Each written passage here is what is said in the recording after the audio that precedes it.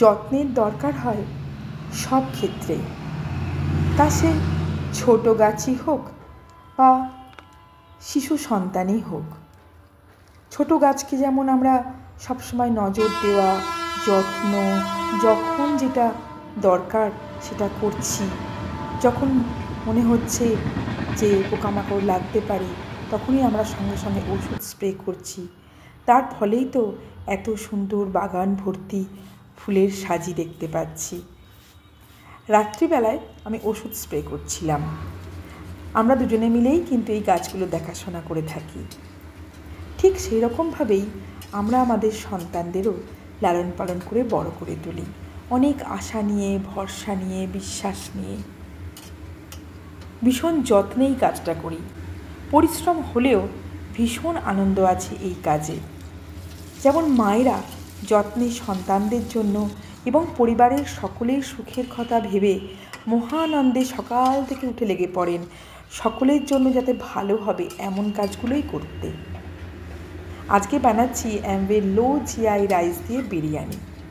বিরিয়ানির জন্য আমি এখানে আজকে চিকেন দিচ্ছি না, চিকেনটাকে একটু আলাদা রকমভাবে বানাবো, তার প্রস্তুতিই চলছে। আর আলু আর ডিমটাকে খুব ভালো করে কষিয়ে নিলাম। যেমন আমরা সবাই জানি বিরিয়ানি যেভাবে কষতে হয় সেভাবেই কষছি। তারপরে এবার লেয়ারিংয়ের কাজটা শুরু করেছি। সেটাও তো আপনারা সকলেই প্রায় জানেন যে কীভাবে করতে হয়। এ নিয়ে আর আমার বলার বিশেষ কিছু নেই। আর এটা এমন কিছু বিশেষ ব্যাপার নয়, এখন ঘরে ঘরে সবাই বিরিয়ানি করতে শিখে গেছেন। তো যাই হোক, বিরিয়ানির পর্ব চলছে। আমি ইচ্ছে করেই লো জিআই রাইসটাকে চয়েস করলাম। ঘরে বাসমতি রাইস থাকলেও আমি এটাই ব্যবহার করি, কারণ এই চালের ভাতটা আমার ভীষণ পছন্দ। যাদের যাদের এই চাল আমি দিয়েছি, পাঠিয়েছি, যারা আমার কাছ থেকে কিনেছেন বা আমি তাদের গিফট করেছি, তারা কিন্তু প্রত্যেকে ভীষণ প্রশংসা করেছেন। নারকেল বাটা দুধ দিয়ে আমার রেডি হয়ে গেছে। এইবার চিকেনটা আমার কষার পর্ব শুরু হচ্ছে। যেমন আদা রসুন পেঁয়াজ বাটা দিয়ে আমরা কষি, যেমন গুঁড়ো মশলাগুলো আমরা ঘরোয়াভাবে ব্যবহার করি, ঠিক তেমনি এর মধ্যে আলাদা করে কিচ্ছু দেওয়া নেই, বিশেষ কিছু ব্যাপার নেই। খুব ভালো করে কষতে হবে। আর এদিকে 20 মিনিট দমে রাখার পর আমি গ্যাসটা কিন্তু এবার অফ করে দেব। যাই হোক, খুব ভালো করে চিকেনটা আমি কষিয়ে নেবো। তার আগে মশলাটা খুব ভালো করে আমি কষিয়ে নিচ্ছি।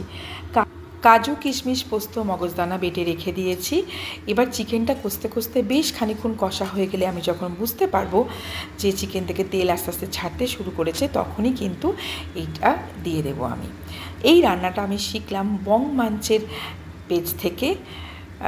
নারকেলি চিকেন বলা যেতে পারে, বা অনেকটা চিকেন ঠিক ওই যে মালাইকারি, চিংড়ির মালাইকারি যেমন করে, ভুল বললাম, ঠিক সেই রকমভাবেই করতে হয়। আর এটা নারকেল যে বেটে রেখেছিলাম দুধ দিয়ে, নারকেল কোড়াটাকে সেটা দিয়ে দিলাম, ব্যাস। এবার যেমন আমরা একটুখানি গরম মশলা উপর থেকে ছড়িয়ে একটু ঘি ছড়িয়ে নামিয়ে নিলাম। এদিকে আমার বিরিয়ানির কিন্তু একদম রেডি হয়ে গেছে, আর চিকেনও রেডি। যাই হোক, সঙ্গে চাটনি পাঁপড়ও ছিল, কিন্তু সেটার আর ছবি দিলাম না। কেমন লাগলো বলবেন।